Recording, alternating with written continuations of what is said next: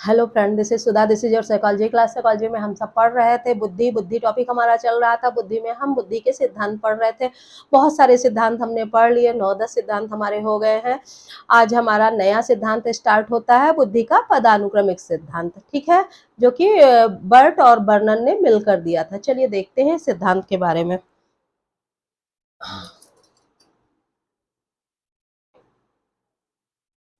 बुद्धि का पदानुक्रमिक सिद्धांत। ठीक,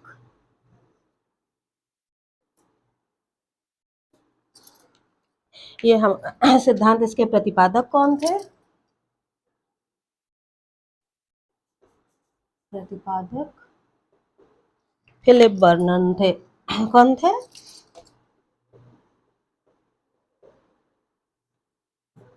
फिलिप बर्नन इसके प्रतिपादक थे। इन्होंने कब ये सिद्धांत दिया था? 1960 में।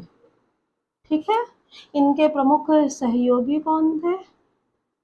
इनके प्रमुख सहयोगी बर्ट थे, बर्ट महोदय थे। ठीक है, अपने सिद्धांत में को प्रस्तुत करते समय बर्नन महोदय ने कहा था कि जो मानवीय योग्यताएं होती हैं, मानवीय बुद्धि की संरचनाएं होती हैं, वो किस तरह होती हैं? विशेष रूप से व्यवस्थित क्रम में होती हैं। ठीक है, क्या कहना था उनका कि मानवीय योग्यताएं, इनका कहना था कि मानवीय योग्यताएं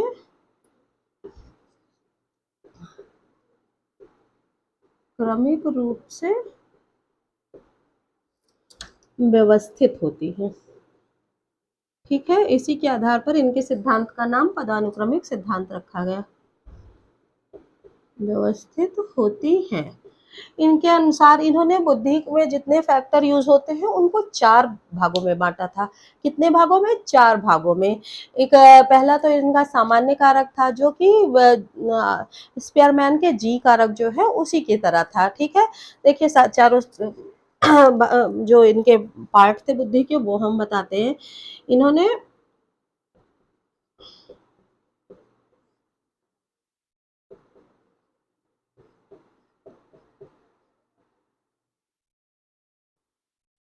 उसको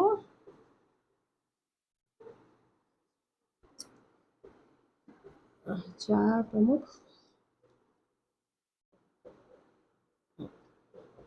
भागों में विभाजित किया। ठीक है, 4 प्रमुख भाग कौन कौन से थे? 2, 3, 4।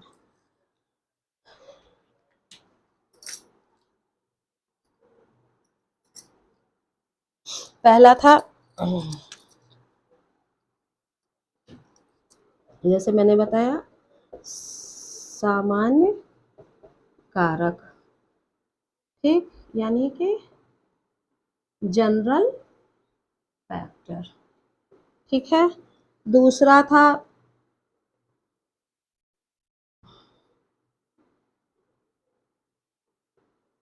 मुख्य समूह कारक। ठीक, तीसरा था लघु समूह कारक। चौथा था विशिष्ट समूह कारक। जैसा हम नाम से कर सकते हैं, विशिष्ट का था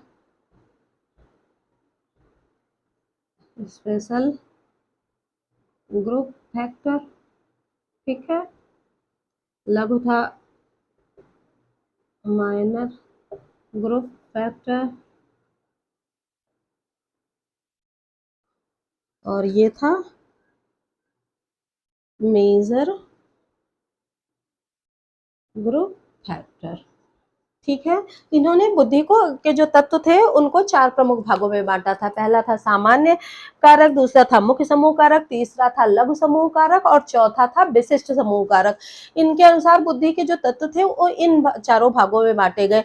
अब ये जो 4 भागों में बांटे गए ये ऐसे थे कि ना इसको हम पहले भाग पे रख सकते हैं, ना पहले को इस पे, ना पहले को दूसरे या तीसरे पे ले जा सकते। कोई भी जो ये 4 समूह में इन्होंने बांटे वो एक समूह कोई भी किसी को रिप्लेस नहीं कर सकता था, कोई किसी दूसरी जगह पे नहीं जा सकता था। जो बुद्धि के इन्होंने समूह बांटे वो अपने ही जगह पर वो स्थित बताया और उसकी जगह सुदृढ़ बताई कि वो अपनी जगह पे रह के ही अच्छे तरीके से कार्य कर सकती है, अदरवाइज वो उसका कोई वैल्यू नहीं है। अगर वो अपनी जगह से खिसक जाती है तो इनका जो ये चारों भाग था वो कहीं एक दूसरे से रिप्लेस नहीं हो सकता था।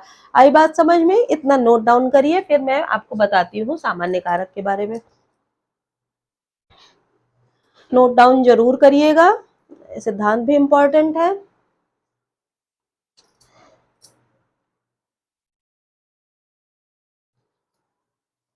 चलिए आगे हम स्टार्ट करते हैं सामान्य कारक के बारे में। सामान्य कारक के बारे में इनका कहना था कि ये बहुत व्यापक होते हैं और सभी व्यक्ति में पाए जाते हैं।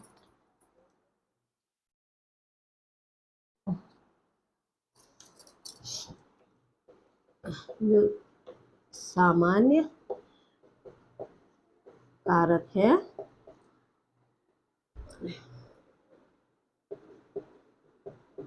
सबसे व्यापक है तथा यह सभी कार्यों में व्यक्ति की सहायता करता है। ठीक है, ये जो सामान्य कारक होता है ये स्पेयरमैन के जनरल फैक्टर के बराबर है की ही तरह है। इनका मानना था जो सामान्य कारक होते हैं वो सबसे व्यापक होते हैं, मतलब ये जितने भी कार्य हम करते हैं, जो भी कार्य हमारी लाइफ में होते हैं, ये कोई भी व्यक्ति इंटेलिजेंट है, कुछ ना कुछ करने में बुद्धि का प्रयोग करता है, किसी भी जगह पे बुद्धि प्रयोग होती है तो ये सामान्य कारक के द्वारा ही होती है। मतलब ये हर व्यक्ति में पाई जाती है, बहुत व्यापक है, सभी में कोई भी कार्य हम करने चलते हैं तो इसका प्रयोग हम करते ही करते हैं, इसी की सहायता से हम कोई भी कार्य कर पाते हैं। ये स्पेयरमैन के जनरल कारक यानी सामान्य कारक की ही बात था, जनरल फैक्टर जो उनका था उसी की बात ही ये कार्य करता था। ठीक है, ये जो होता है सामान्य कारक जो है ये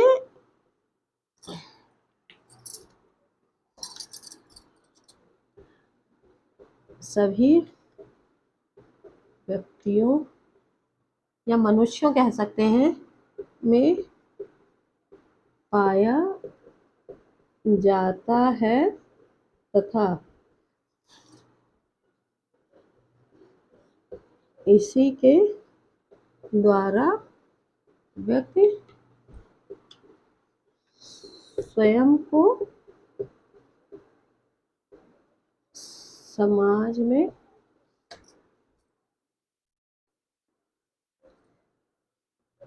प्रस्तुत कर पाता है।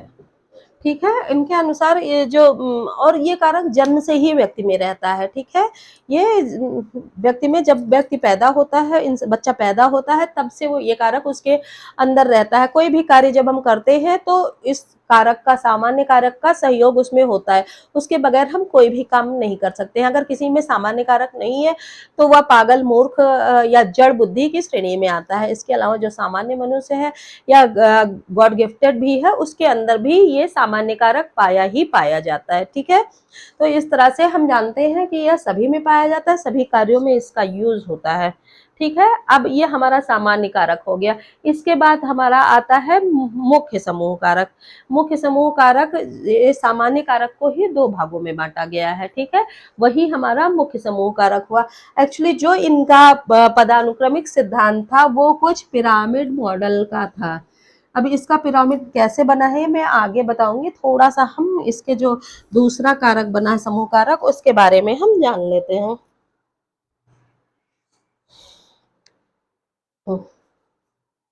तो ये जो इसको दो भागों में जो बांटा गया है, सामान्य कारक के दो भाग हुए आगे चल के, इसीलिए कहा जा सकता है कि ये भाग इस पे इसकी जगह नहीं रिप्लेस करता, क्योंकि ये इसी को दो पार्ट में किया गया था। अभी मैं इसका थोड़ा ग्राफ बनाऊंगी तो आपके समझ में आएगा। पहला है ए, शाब्दिक व शैक्षिक कारक। शाब्दिक व शैक्षिक का मतलब जो हमारी वर्बल एक्टिविटीज़ आती हैं और जो हमारी एजुकेशन से रिलेटेड एक्टिविटीज़ आती हैं, उसमें ये उसमें शामिल होता है। जैसे मैं टीचर हूँ तो ये हमारी वर्बल एक्टिविटीज़ हो गई या एजुकेशनल एक्टिविटी हो गई, तो या कोई डॉक्टर बनता है, कोई इंजीनियर बनता है, ठीक है। तो इस सब तरह की एक्टिविटी जो होती है वो इसमें शामिल होती हैं। कैसे, थोड़ा लिख दूँ।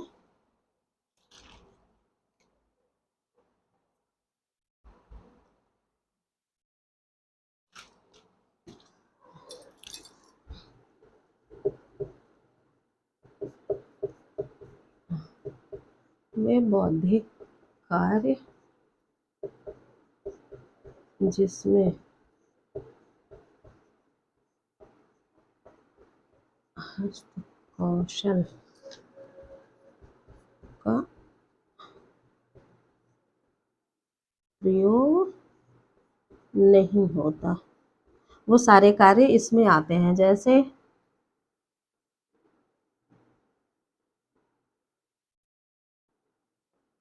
टीचर, इंजीनियर, डॉक्टर एक्सेट्रा इसमें आते हैं, ठीक है। जो बुद्धि से रिलेटेड कार्य किए जाते हैं वो सारे कार्य इसमें आते हैं, ठीक है। वो किसमें आते हैं, शाब्दिक व शैक्षिक कारक में वो सारे कार्य आते हैं। दूसरा पार्ट क्या है, नोट डाउन करते रहिए आप, मैं रब करती रहूंगी।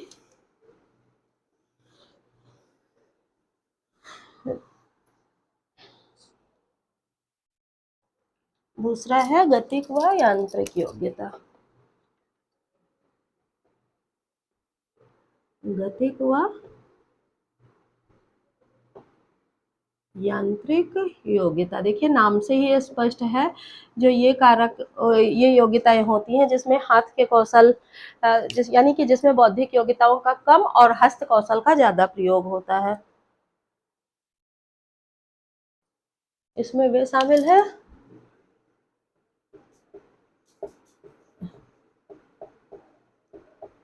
वे लोग शामिल हैं जो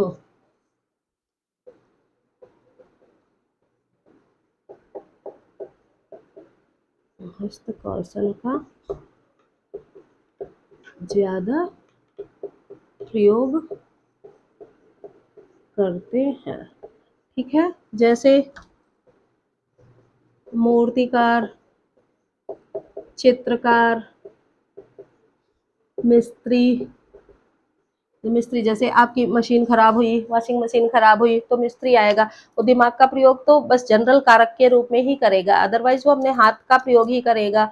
या आपके यहाँ लाइट खराब हुई तो लाइट सही करने जो आएगा, दिमाग उसको तो देख के पता लग गया कि हाँ उसमें उसका जनरल कारक कार्य कर रहा है। उसके बाद क्या गतिक या यांत्रिक कार्य यानी हाथों से वो कार्य कर रहा है, तार जोड़ना, बनाना, इधर लगाना उधर लगाना। या मूर्तिकार है, मूर्ति बना रहा है, तो सामान्य कारक उसके दिमाग में आया कि हाँ ऐसे मूर्ति बनानी है, सामान्य कारक उसमें सपोर्ट कर रहा है।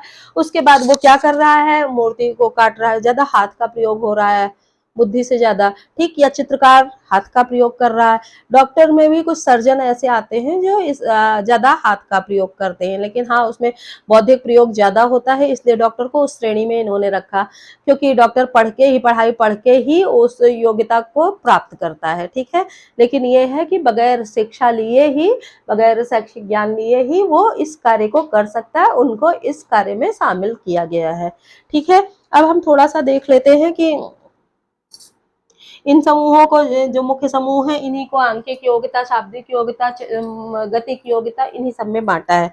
किस प्रकार से उन्होंने बांटा है, तो देखिए, जैसे पहले उनका एक था जी फैक्टर,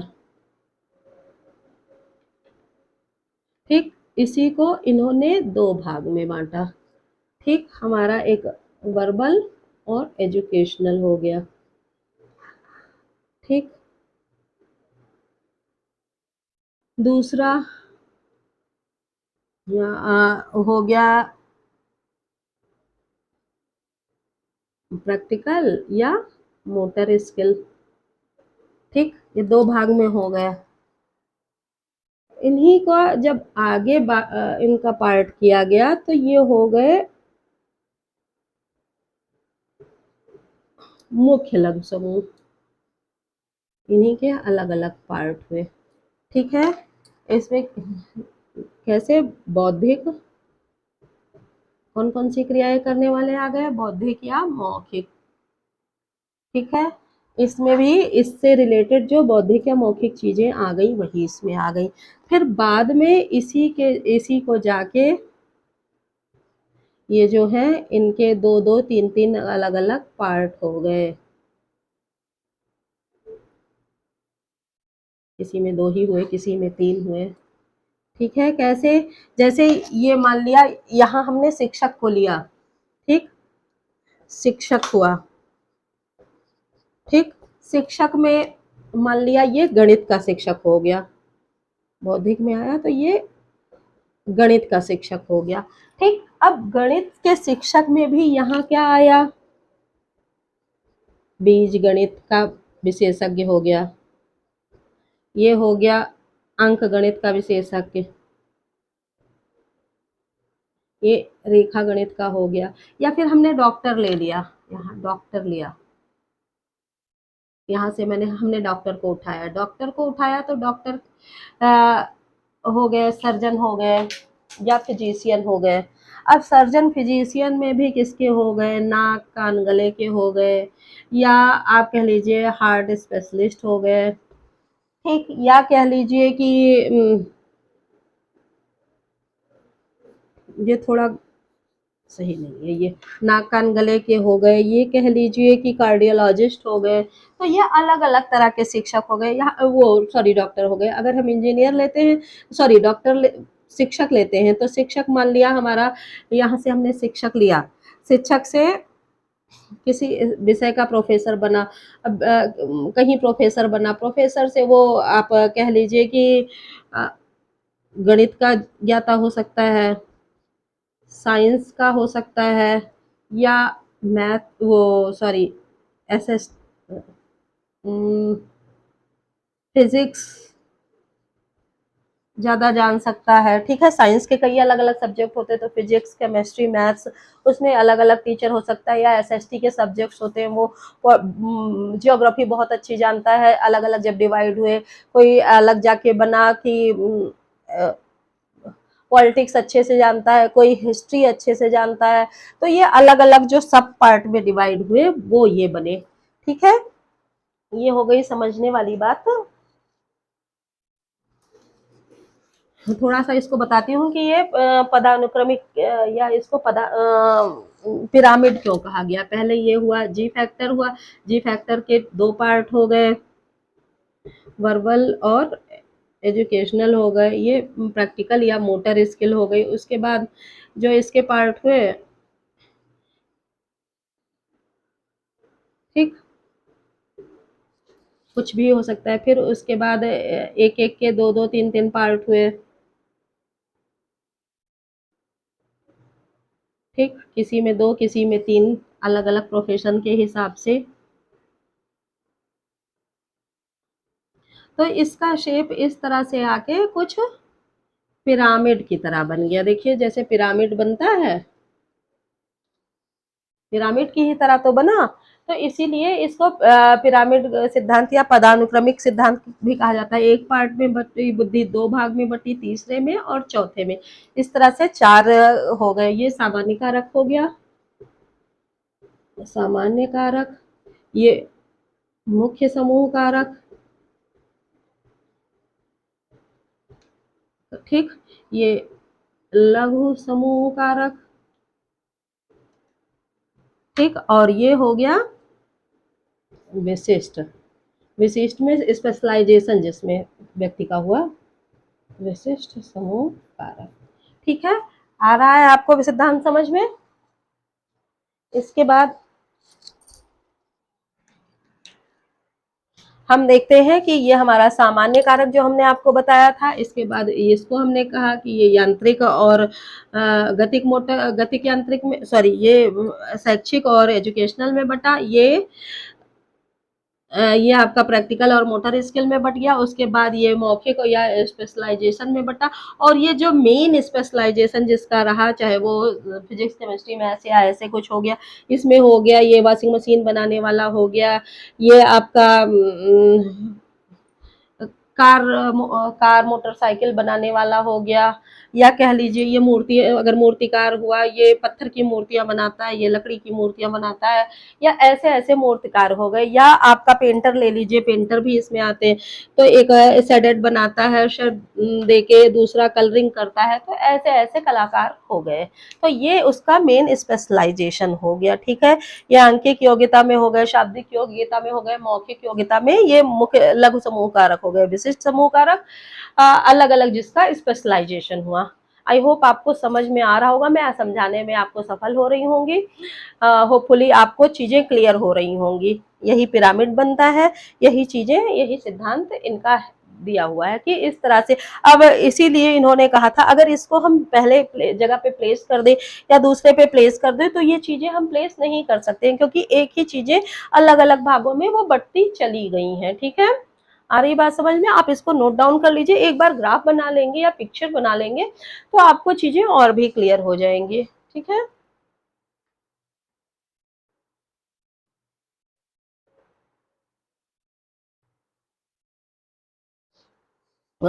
ये जो आखिरी है, ये इसका संबंध किससे है? इसका संबंध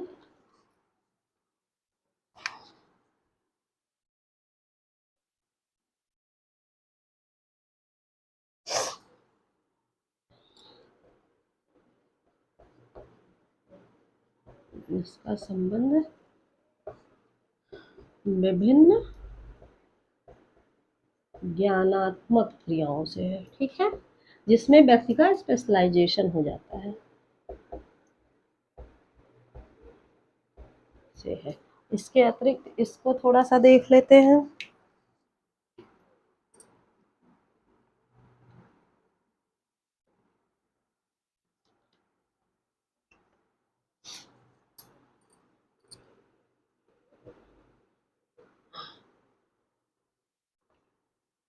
यह मानसिक योग्यताओं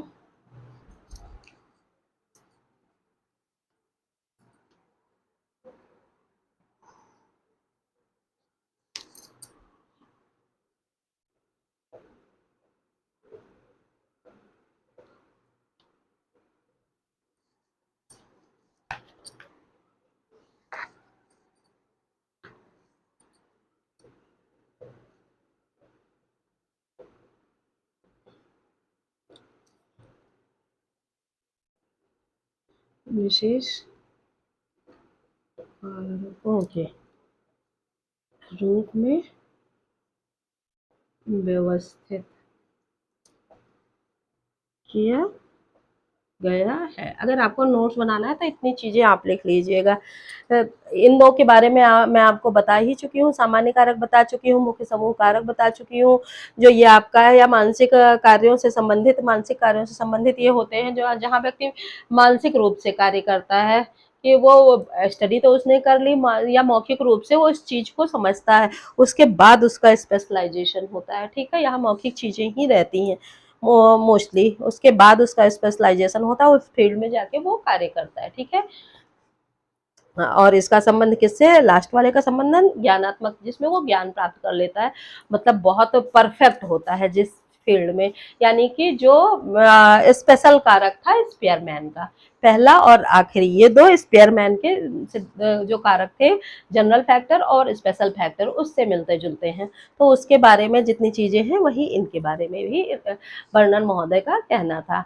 होपफुली आपको सिद्धांत समझ में आ गया होगा। किसी तरह की कोई प्रॉब्लम आती है, कोई दिक्कत आती है, कमेंट सेक्शन में जरूर डालिएगा। आपकी सारी प्रॉब्लम दूर करूंगी, सारे आपके जो डाउट्स होंगे वो क्लियर होंगे। मिलते हैं नेक्स्ट वीडियो में, तब तक के लिए